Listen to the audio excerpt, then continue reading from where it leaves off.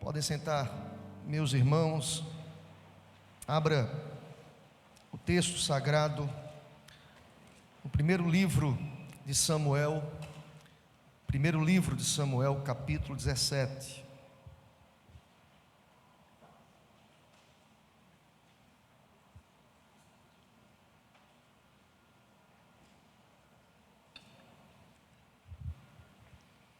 Eu estarei lendo e os irmãos acompanhem a leitura do versículo 1 ao versículo 11, primeiro livro de Samuel, capítulo 17.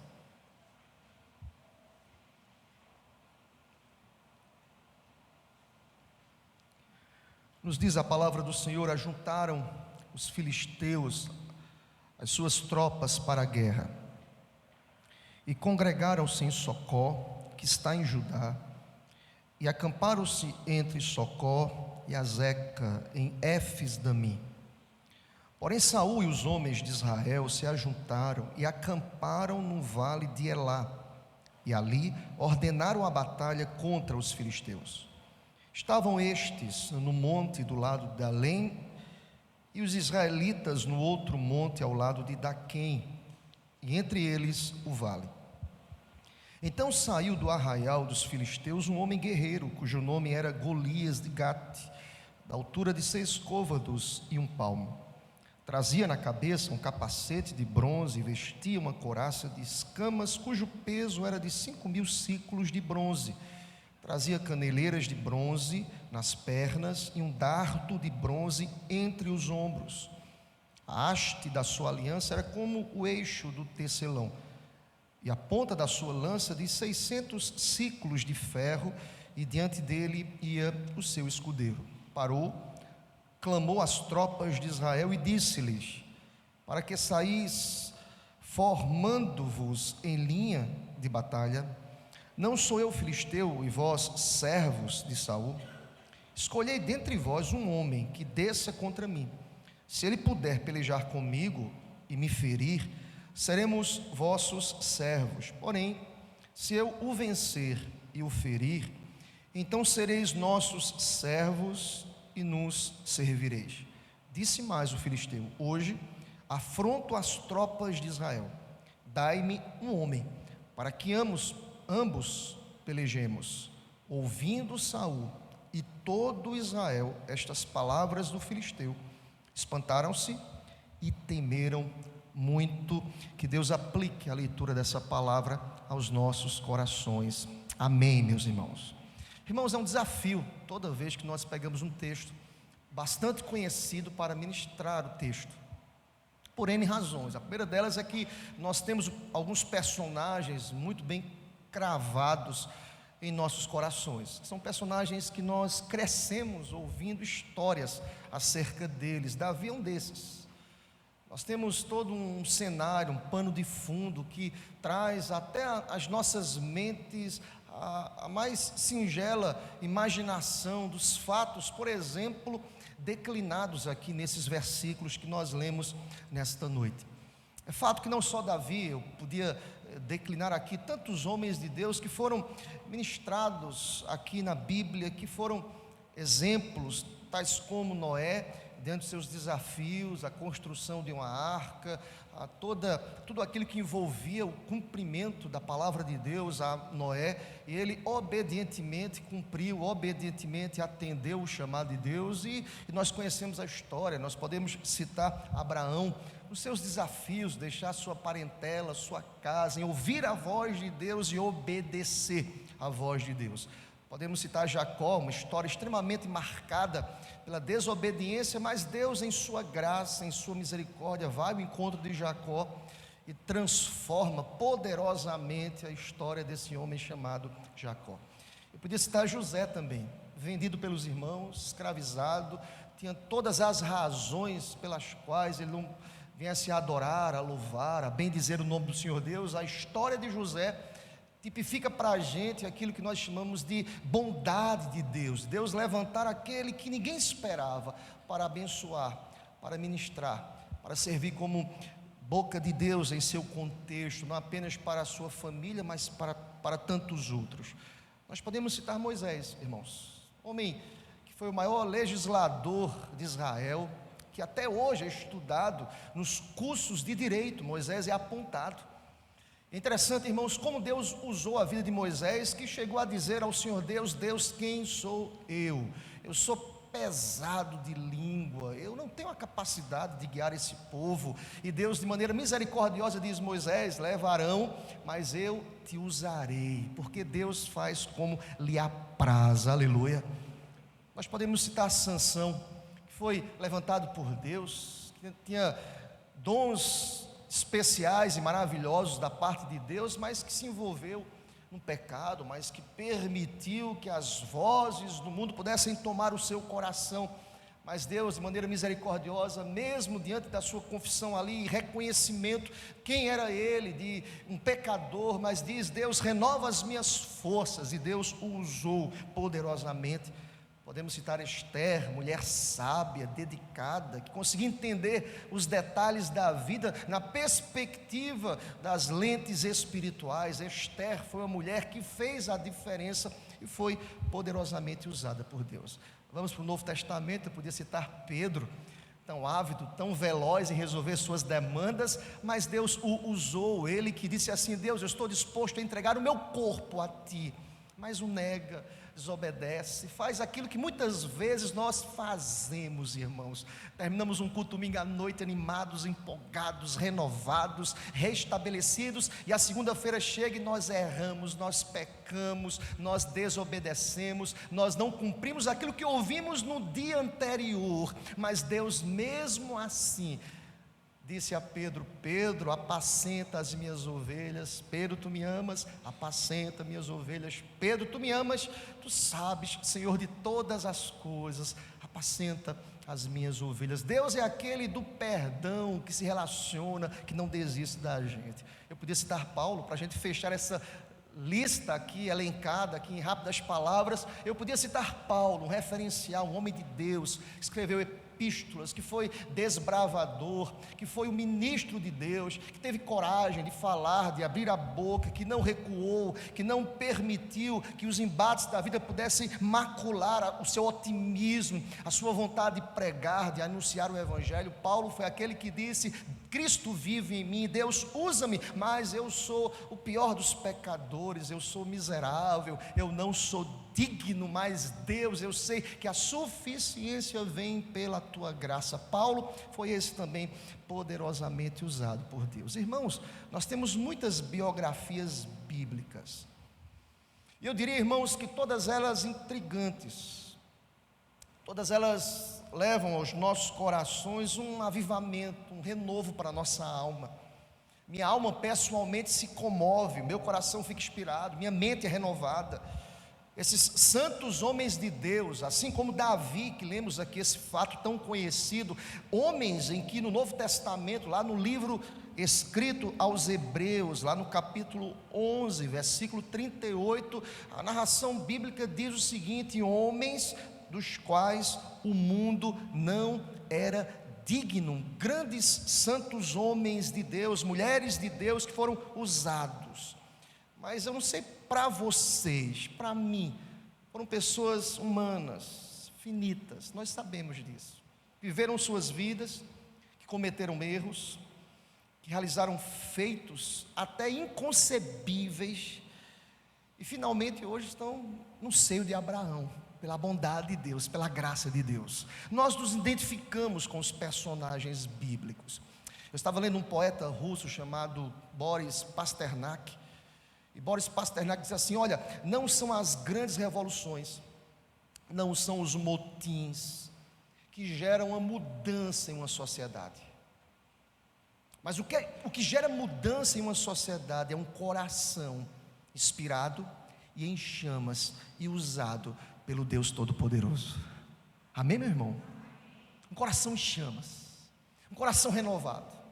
E por que eu estou lhe dizendo isso hoje à noite? Porque o texto que nós lemos é pano de fundo para um embate, não entre, na prática, não entre duas nações, mas entre dois homens.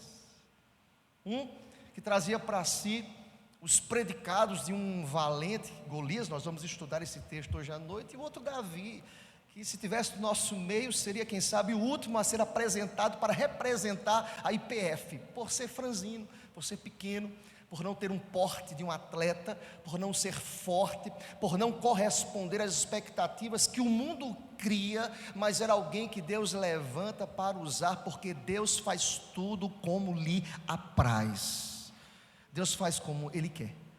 Deus é soberano sobre todas as coisas. Irmãos, é diante disso, dessas verdades, que eu quero lhe convidar a olhar para esse texto, de mais um personagem, Davi, homem de Deus, homem que foi considerado um homem segundo o coração de Deus. Você já parou para pensar nesse título que Davi recebe? Eu estou falando de Davi. Nós conhecemos a história de Davi, o desenrolar de sua história, alguém que pecou, que falhou feio, que desobedeceu, que foi encantado pelos encantos do mundo, mas a palavra de Deus nos diz que esse homem foi segundo o seu coração.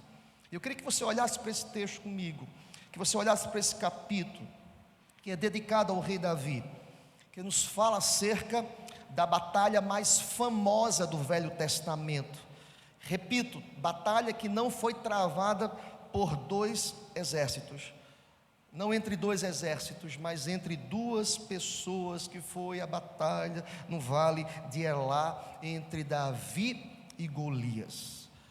Só que você entenda geograficamente como é esse vale de Elá. O texto vai nos explicar de maneira muito prática, irmãos. Esse vale, que é um grande desfiladeiro de 1,5 metro de largura, de um lado ficava uma enorme encosta de 800 metros, do outro lado oposto achava-se também outra encosta de 800 metros, e o exército de Israel estava entrincheirado no encosta, e na outra o exército filisteu. Por que nós afirmamos isso? É só olhar para o texto, do versículo 1 ao versículo 3, diz lá que ajuntaram-se os filisteus, verso 1, com as suas tropas, estavam aí nesse desfiladeiro, verso 2, porém Saul e os homens de Israel se ajuntaram e acamparam no vale de Elá, e ali ordenaram a batalha contra os filisteus. Estavam estes no monte do lado da Além, e os israelitas no outro monte, do lado da Quem, e entre eles um vale. A cena é apresentada aqui no texto para a gente dessa forma: de um lado o exército de Israel, e do lado oposto o oponente, o outro exército. Mas a história não para por aqui, irmãos. O texto que lemos nos diz que havia um personagem nesse cenário chamado Golias. Quem era Golias? Golias era aquele que se apresentava ousadamente para afrontar, eu repito, irmão, para afrontar o povo de Deus, para afrontar, para desafiar, para desonrar, para apontar aqueles que estavam aliançados com o próprio Deus. Eu não sei se vocês conseguem fazer um link a tudo aquilo que nós vivemos no mundo hoje. Há muitos que se levantam para afrontar o povo de Deus. Há muitos que se levantam para, diante dos seus comportamentos, diante da força que move todo esse sistema chamado mundo, tem se levantado contra a igreja. E aí, irmãos, precisamos entender que o personagem aqui, Golias, é um personagem que marca pela sua aparência. É impressionante as nuances, os detalhes descritos, e são detalhes precisos acerca desse combatente chamado Golias. Se você olhar, o versículo 4 continua trazendo para a gente, traduzindo a estatura de Golias, de acordo com o texto, verso 4: então saiu do arraial dos filisteus um homem guerreiro, cujo nome era Golias, de Gate, da altura de 6 côvados e 1 palmo. Aproximadamente quase 3, nosso processo aqui, irmãos, nos nossos padrões de medida, quase 3 metros de altura. Golias é tido aqui no texto como alguém que era guerreiro, alguém que sabia combater, alguém que sabia lutar. Eu não sei vocês, tem um filme bastante antigo, que eu lembrei, não é um livro não é um politicamente correto não, tá, irmãos? Eu Te Pego na Saída da Escola, é um filme antigo. Quem já assistiu esse filme? Levanta a mão. Só fui eu. Marcos, obrigado que você também assistiu, meu irmão. Eu até fiquei preocupado. O pessoal assiste lá atrás, graças a Deus. Irmã Maria, a irmã assistiu também. É, porque faz tempo, né, irmã Maria? A Patrícia assistiu também. Te pego na saída da escola. E o filme desenrola, todo o filme desenrola assim. Um cara bem forte, que diz para um cara bem franzino, diz assim: eu vou te pegar na saída. Eu sou da geração, irmãos. E aí, eu sei que está filmando, mas eu sou dessa geração em que se organizavam as brigas na saída do colégio. Eu não sei vocês, mas eu já fui desafiado. Eu quase não consigo sair da escola. Te pego na saída. Mas eu precisava encontrar forças, e muitas vezes eu procurava ali o apoio de um irmão que eu tenho, que é bem tranquilo, Célio Júnior. Ele era mais novo, sempre foi mais novo, dizia: Júnior, o cara me ameaçou. Ela disse: vamos lá, vamos os dois. Me sentia renovado.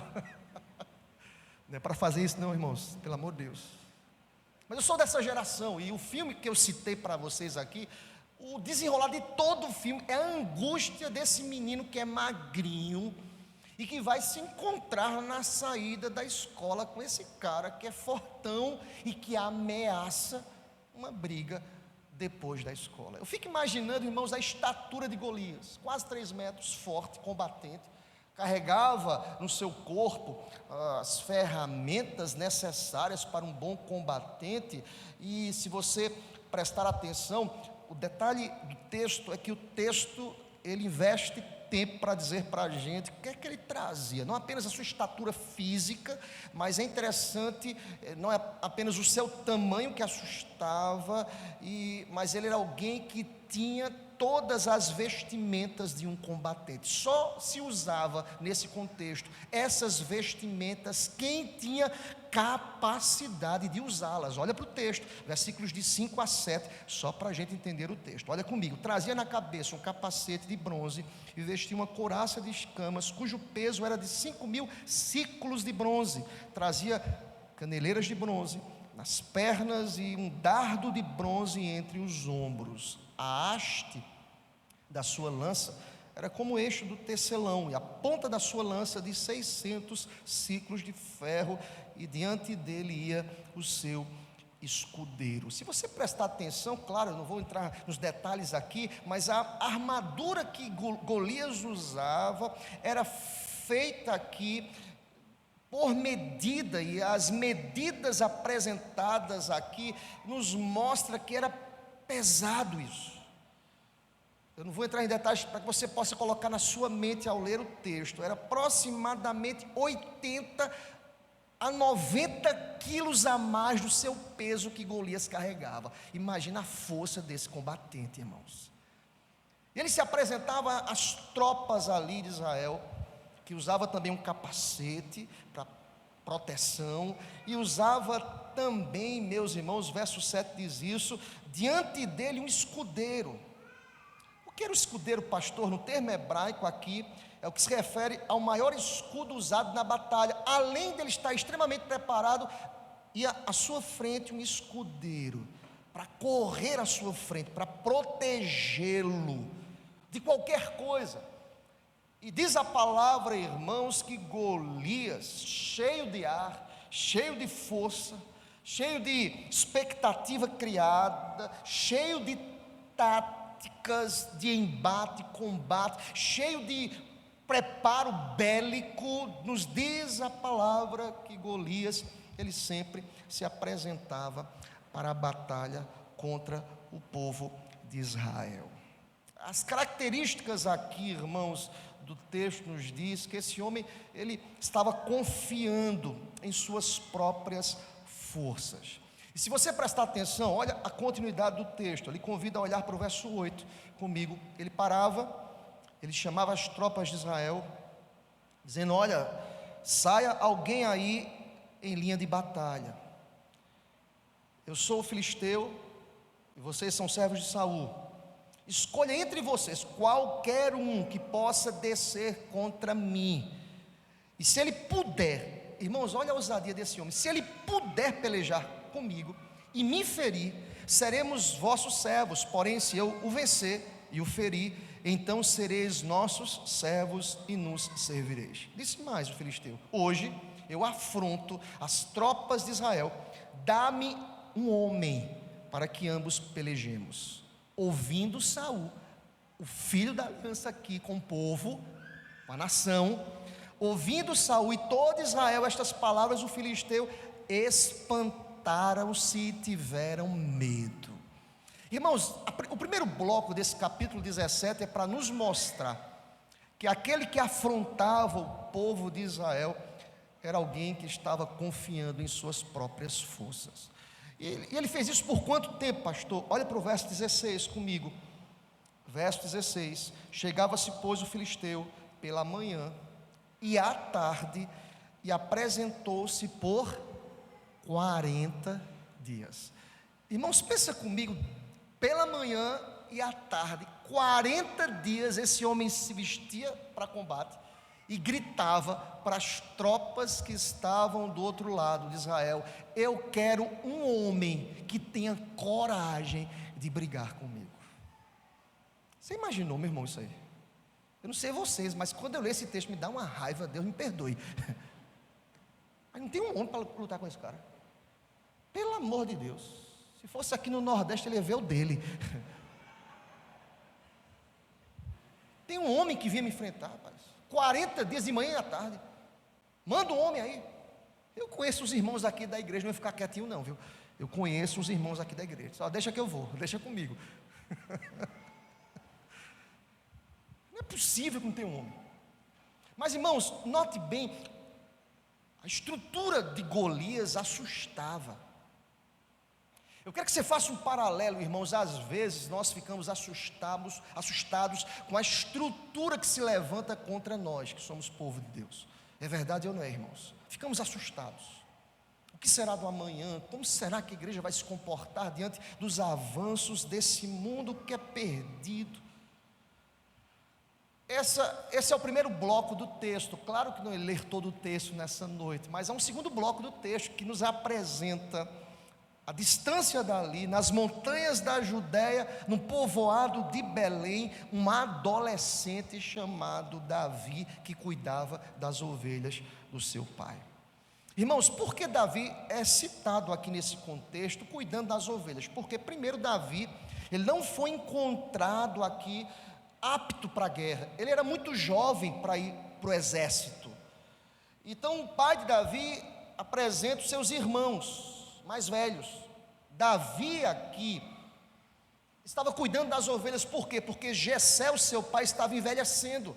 Ele precisava da presença do seu filho. E teve um momento aqui na história, lá nos versos 17 e 18, olha comigo, em que o pai de Davi chama o seu filho mais moço e tem uma conversa com ele. Vamos olhar, queridos, o texto 17 e 18, acompanha comigo. Disse Jessé a Davi, seu filho: leva, peço-te, para teus irmãos uma efa deste trigo tostado e estes 10 pães, e corre a levá-los ao acampamento a teus irmãos. Porém, estes 10 queijos leva-os ao comandante de 1000, e visitarás teus irmãos, a ver se vão bem, e trarás uma prova de como eles estão passando. Irmãos, presta atenção, Davi foi mandado aqui para o exército com uma missão específica, não para lutar. Ele foi enviado para levar algumas coisas para os seus irmãos. Eu fico imaginando aquela manhã, irmãos, Davi acorda, levanta-se cedo, deixa o rebanho cuidar do seu pai e faz exatamente como o pai lhe ordenou. O verso 20 diz isso, olha comigo, verso 20. Davi, pois, no dia seguinte, obedientemente, levantou-se de madrugada, deixou as ovelhas com a guarda, carregou-se e partiu com Jessé, como Jessé lhe ordenara, e chegou ao acampamento, quando já as tropas saíam para formar-se em ordem de batalha, e a gritos chamavam a peleja. Irmãos, eu não sei se vocês percebem isso, mas diariamente também o exército de Israel se preparava para um levante do inimigo. Eles estavam ali constantemente, ouvindo o que? Os gritos, as ameaças, a afronta de Golias constantemente. Verso 22 e 23 diz o seguinte: Davi, deixando que trouxera os cuidados do guarda da bagagem, correu à batalha, e chegando perguntou a seus irmãos se estavam bem. Foi o que o pai dele mandou ele fazer. Estando Davi ainda a falar com eles, Eis quem vem subindo, gente, o duelista, Golias, cujo nome era Golias, o filisteu de Gate, e falou as mesmas coisas que antes falara, mas agora Davi ouviu a afronta, as palavras proferidas por Golias. Eu fico imaginando aquele menino magrinho, franzino, fraco, que escuta e diz assim: rapaz, isso aqui está errado, irmão.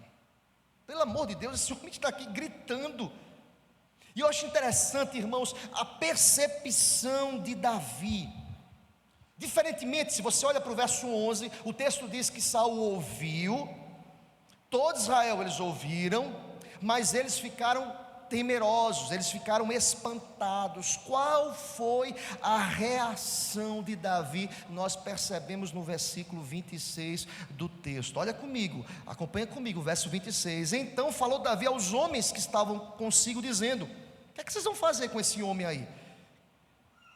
Que farão aquele homem que feria este filisteu e tirar afronta sobre Israel?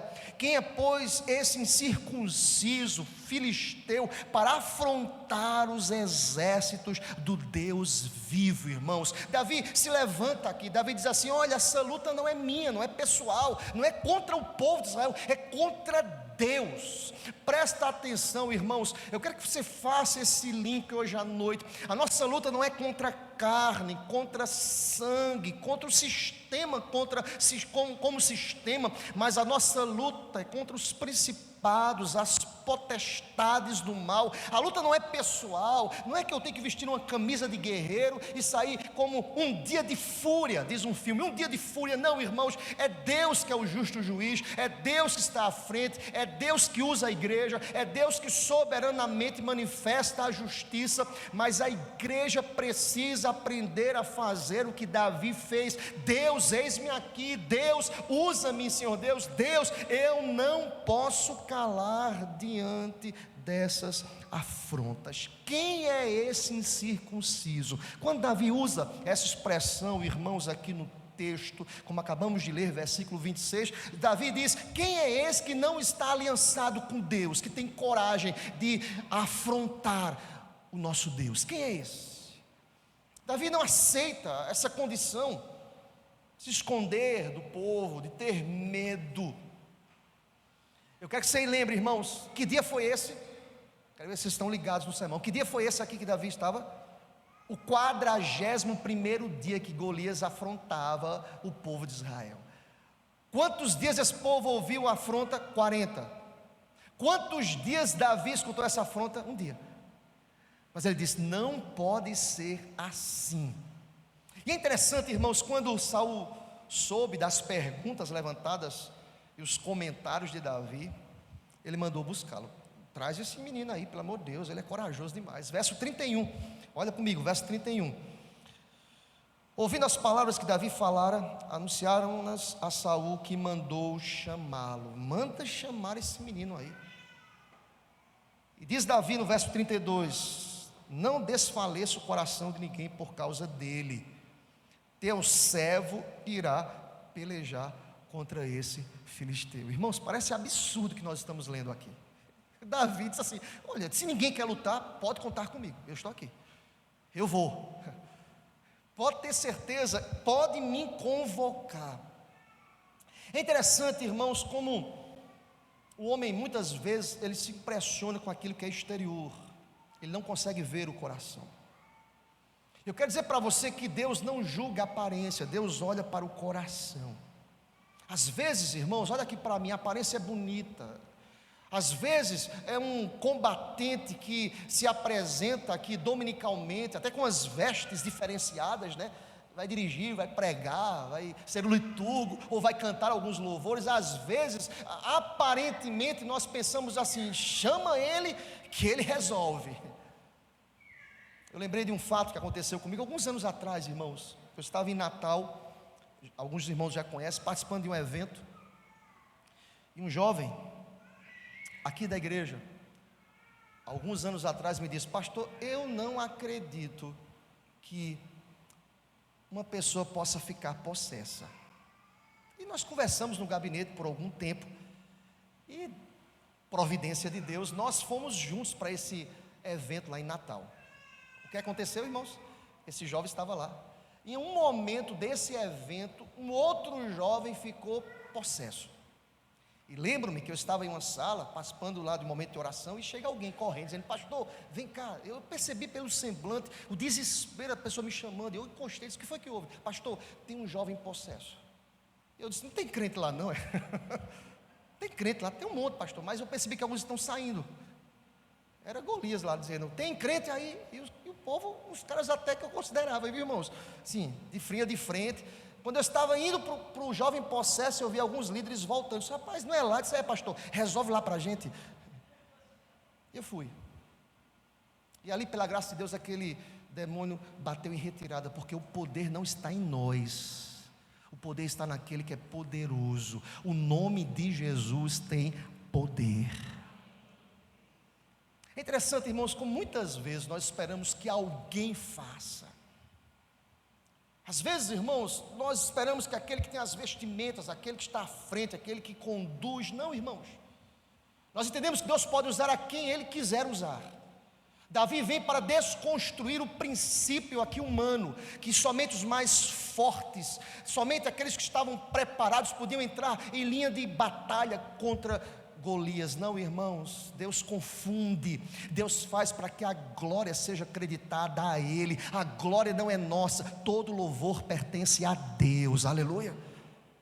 Aí Saul, naquela conversa, olhando para um minguado Davi, diz assim: rapaz, olha, você, verso 33, olha comigo, contra o filisteu você não pode ir pelejar, meu filho, vá para casa, baixa a bola, você é moço, ele é guerreiro.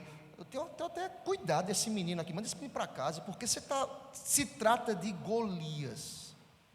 Olha o que Davi vai dizer, irmãos. Veja como Davi, ele descreve a sua confiança em Deus, dizendo: olha, Deus já me usou, e Deus já me livrou contra um urso e contra um leão. Veja o verso, acompanha comigo o verso 37, acompanha comigo, vai comigo. Disse mais Davi: o Senhor me livrou das garras do leão e do urso, Ele me livrará da mão deste filisteu. Ou seja, eu não confio em mim, essa é a diferença. Eu não estou acreditando em minha própria força, eu não sou digno, mas maior é aquele que está em mim. Deus é poderoso. Eu quero lhe dizer hoje à noite, às vezes um problema gigante se apresenta diante de nós. Não confie em si mesmo, mas diga: Deus, Tu és o meu socorro, Tu és a minha suficiência, Tu és todo poderoso. O Senhor pode fazer, porque o Senhor é Deus, aleluia. Eu não sei vocês, mas eu estou falando de Saul, líder, que diante dos argumentos de Davi, finalzinho do versículo 37, acompanhe comigo, ele diz a Davi: meu filho, vai, e o Senhor será contigo, vai. Esse menino tem muita fé. Presta atenção, querido. Às vezes tem gente em casa que não acredita na nossa relação com Deus. Deixa eu explicar isso para você. Às vezes nós temos uma experiência com Deus, que Deus fala ao coração da gente através de uma palavra, e às vezes a incredulidade começa em casa. A pessoa diz: rapaz, você está dizendo, mas faça. Eu já passei por isso, irmãos. Diz assim, até diz assim: minha filha, será que vale? Vamos crer, meu irmão, vamos crer, é Deus. E aí, irmãos, permita-me, eu preciso voltar para ilustrar para a gente. Houve um momento na vida da gente em que Kézia vinha de um segundo aborto, e eu disse assim: Kézia, Deus já deu para a gente um filho, uma filha, fica quieta, é isso que Deus quer. Ela me repreendeu, eu disse: não, se Deus quiser, Ele pode fazer. Lembro-me como fosse hoje, eu estava numa cerimônia aqui da igreja, lá no cemitério, e o presbítero Moisés me disse assim: pastor, naquele momento, depois de 2 abortos, disse assim: pastor, deixa eu dizer uma coisa para o senhor. O senhor fez tudo que era necessário fazer. Eu disse: fiz tudo, presbítero, tudo que eu precisava fazer, fiz até o que não podia fazer. Sim, agora faz o seguinte: deixa Deus ser Deus. Essa palavra do presbítero Moisés veio com uma flecha na minha alma, no meu coração. Eu disse: rapaz, o presbítero me deu uma regulagem agora santa, que eu vou dizer, meu irmão. Eu disse: amém, meu irmão, aceitei a exortação. Eu disse: vou deixar Deus ser Deus. Eu vou tirar um pouco o controle das minhas mãos, porque nós providenciamos, irmãos. O médico disse: façam isso. Nós fizemos tudo aquilo prescrito pelo médico, mas o controle estava nas mãos da gente. Corremos, fizemos tudo o que era necessário para ser feito, para Kézia engravidar, nada deu certo. E Moisés disse assim: pastor, deixa Deus ser Deus agora, deixa Deus operar o milagre. Eu sei que lembra disso, como hoje. Eu disse: amém, meu irmão. Sabe qual foi a minha ação? Pouco tempo depois, eu vim para esse púlpito e preguei um sermão. Disse assim: irmãos, olha, eu quero dizer que Kézia não está grávida. Não é por falta de trabalho não, o trabalho continua. Mas, pela fé, irmãos, porque Deus falou no meu coração, uma experiência pessoal, porque Deus é soberano, porque Deus confirmou na minha alma. É muito mais fácil chegar aqui no púlpito e dar um testemunho quando nós já temos um milagre em mãos. Kézia não está grávida. Isso foi no mês de dezembro ou novembro daquele ano, 2009. Mas uma coisa eu digo aos irmãos: em breve eu estarei aqui à frente com Kézia, batizando o meu filho para a glória de Deus. Irmãos, em janeiro tiramos férias, bênção, Kézia ficou grávida. Setembro de 2010, Filipinho nasce dia 27 de setembro. Acho que 2 meses, um mês e pouco depois, 3 meses, não sei, Filipinho foi batizado. E eu disse: Deus é fiel em suas promessas. Eu quero dizer nessa noite, irmão, tira o controle da tua vida. Você não pode acrescentar um côvado. Davi não se apresenta como o melhor lutador aqui, como o melhor combatente, como alguém que tenha as ferramentas corretas. Eu quero dizer para você que está em luta, em batalha, que tem ouvido as afrontas do inimigo, que tem ouvido um exército inimigo que tem se levantado: levanta um homem. Quem sabe, irmão, você não se sente preparado para isso. Davi não se sentia, irmãos, mas ele diz: quem me livrou do urso, do leão, foi Deus. A suficiência vem do Senhor. Seja bendito o nome do Senhor para sempre. Mas sempre aparece alguém querendo ajudar Deus, né? É verdade ou não é, gente? Saul é esse cara aqui, meu irmão. Olha comigo, versículos 38. Saul, eu liberei, mas eu vou proteger esse menino. Ele confia demais em Deus, mas eu vou dar uma forcinha aqui para ele. Verso 38, saiu e vestiu a Davi, verso 28, com a sua armadura. E lhe pôs sobre a cabeça um capacete de bronze, e vestiu de uma couraça. Verso 39, Davi cingiu a espada sobre a armadura, experimentou andar, pois ele, olha a expressão, irmão, jamais havia usado. Não é minha, eu não sei nem como é que usa isso. Sabe o que ele disse a Saul? Eu não posso andar, eu nem saio do lugar com isso, eu nunca usei. E Davi tirou aquilo de sobre si. Meus irmãos, olha, presta atenção que eu vou lhe dizer. Eu acabei de contar uma experiência pessoal minha.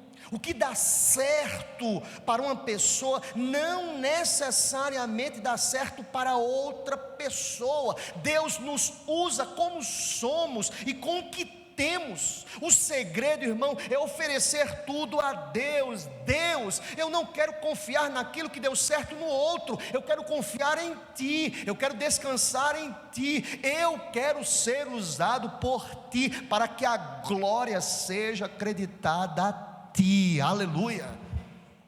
E nós percebemos isso quando Davi, lá no verso 40, estamos caminhando aqui para o final dessa exposição, verso 40, sabe o que ele fez? Ele tomou seu cajado na mão, escolheu para si 5 pedras lisas. Eu estava ouvindo um sermão e o pregador disse assim: por que ele pegou 5 pedras, pastor?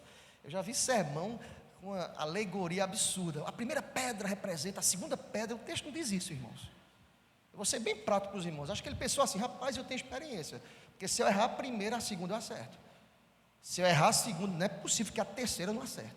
Mas vai que eu errar a terceira, tem uma quarta aqui, e vai que das 4 tentativas, não é possível que uma pedra dessa não pegue na testa desse gigante. Alguém perguntou: pastor, por que Davi pega pedras? Porque nesse contexto, irmãos, o que era mais insignificante aqui eram justamente as pedras, para lutar contra um guerreiro. Mas perceba, irmãos, Davi não projetou sobre essas pedras nenhum poder mágico. Davi se lança ao campo de batalha para lutar, não em seu nome. É justamente aí que vem o fechamento do texto. Se você olhar comigo a partir do verso 41, o filisteu vinha chegando a Davi, e quem à frente dele, irmãos? O escudeiro. E olhando o filisteu ainda de longe, Davi o desprezou, porquanto era moço, ruivo e de boa aparência. Ou seja, aquele menino tudo certinho. Já viu aquele menino na escola que eu te pego no final da aula? Esse não, porque esse é o último que alguém vai brigar. Aquele todo certinho, irmãos. Não tem? Aquele brinca o intervalo todinho e não assanha o cabelo. Pronto, aquele menino tudo certinho assim. Davi disse: oxe, esse é um menino muito bonzinho, rapaz. Isso é muito obediente, isso aí é um filhinho do papai. Eu vou lutar contra um menino desse. Ele despreza. E sabe o que ele diz a Davi? Eu sou um cão, verso 43. Eu sou um cachorro, para que você venha lutar comigo com paus. E pelos seus deuses amaldiçoou o filisteu ao jovem combatente Davi. E disse mais o filisteu a Davi: vem a mim, eu darei a tua carne às aves do céu e às bestas feras do campo. Eu vou te triturar. Olha o que Davi diz, irmãos, a esse filisteu. Olha que palavra abençoada. Coloca no teu coração essa palavra. Tu vens contra mim com espada e com lança e com escudo. Vamos ler juntos, toda a igreja. Eu, porém, vou contra ti, em nome do Senhor dos exércitos, o Deus dos exércitos de Israel, a quem tens afrontado. O verso 46, toda a igreja. Hoje mesmo o Senhor te entregará nas minhas mãos. Ferir-te-ei, tirar-te-ei a cabeça, e os cadáveres do arraial dos filisteus darei. Hoje mesmo as aves dos céus e as bestas feras da terra, e toda a terra saberá quem é o Deus de Israel. Você pode dizer amém para essa palavra, meu irmão? Glória a Deus, irmãos. Irmãos, não é nada sobre nós. Eu tenho dito isso aqui à igreja. Não é nada sobre nós. A glória é de Deus, irmãos. A intimidação, a nossa maior batalha quando nós enfrentamos os gigantes. O que é que Golias fez? Quis intimidar Davi. Você é um menino, pode vir, eu vou te triturar agora, eu vou te destruir. Não é assim que o sistema se levanta muitas vezes contra os filhos de Deus? Eu vou te triturar, vou passar por cima, meu irmão.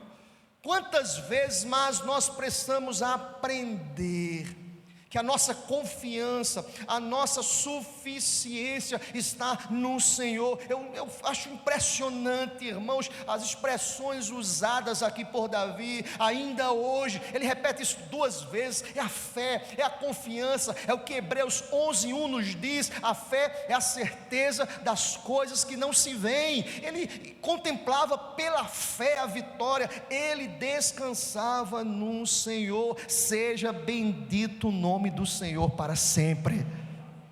Olha o que diz o verso 47, meu irmão. Olha comigo, olha que texto maravilhoso. Vamos ler juntos? 47, toda a igreja.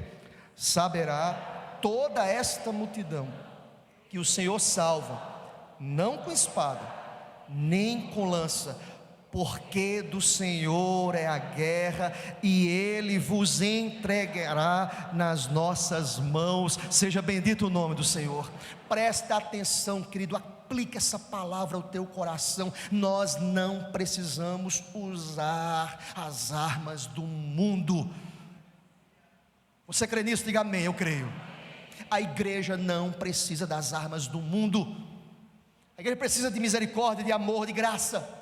A igreja precisa depender de Deus, a igreja precisa olhar para Deus, a igreja precisa compreender e fazer uma leitura correta de todas as coisas, para que a igreja possa reafirmar todos os dias: o Senhor está conosco, e se o Senhor está conosco, nós somos em Cristo mais do que vencedores. Aleluia.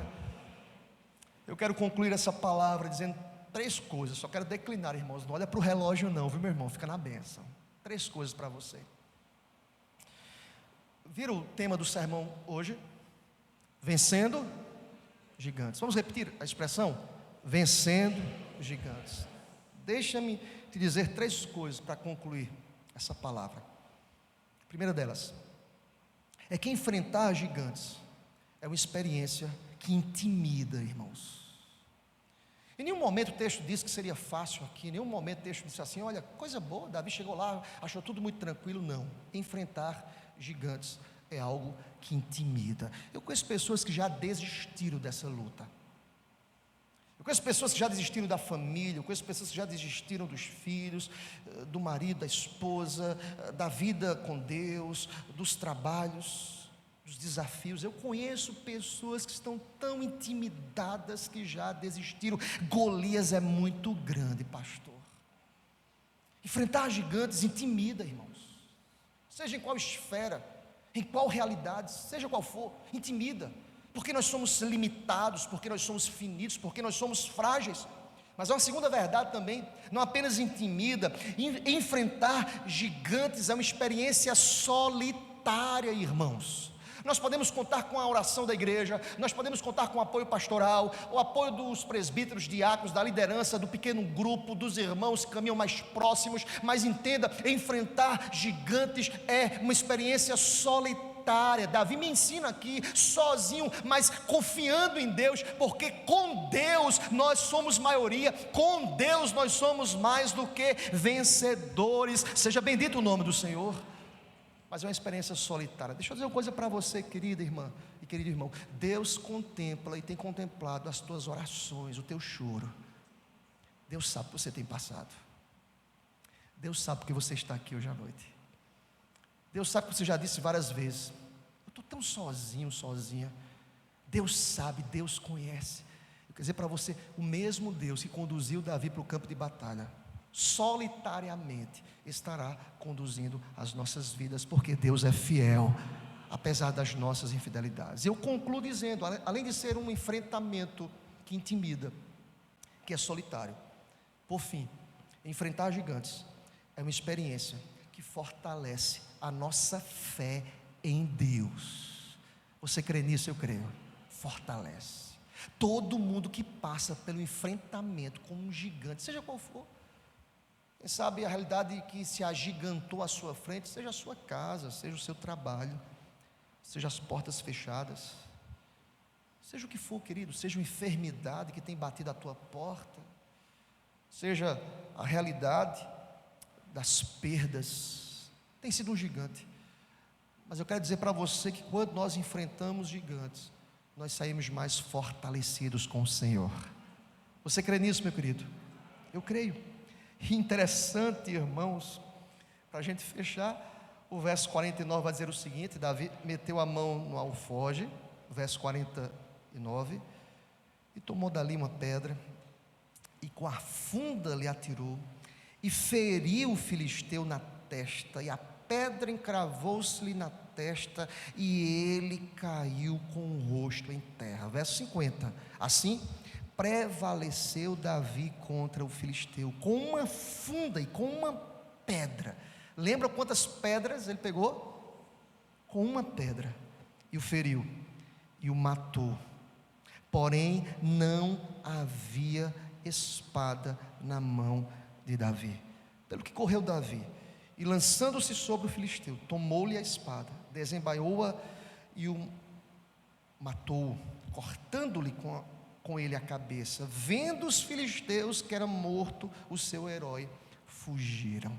Irmãos, quando Deus age, ninguém pode impedir, nem mesmo os Golias da vida. Sabe por quê?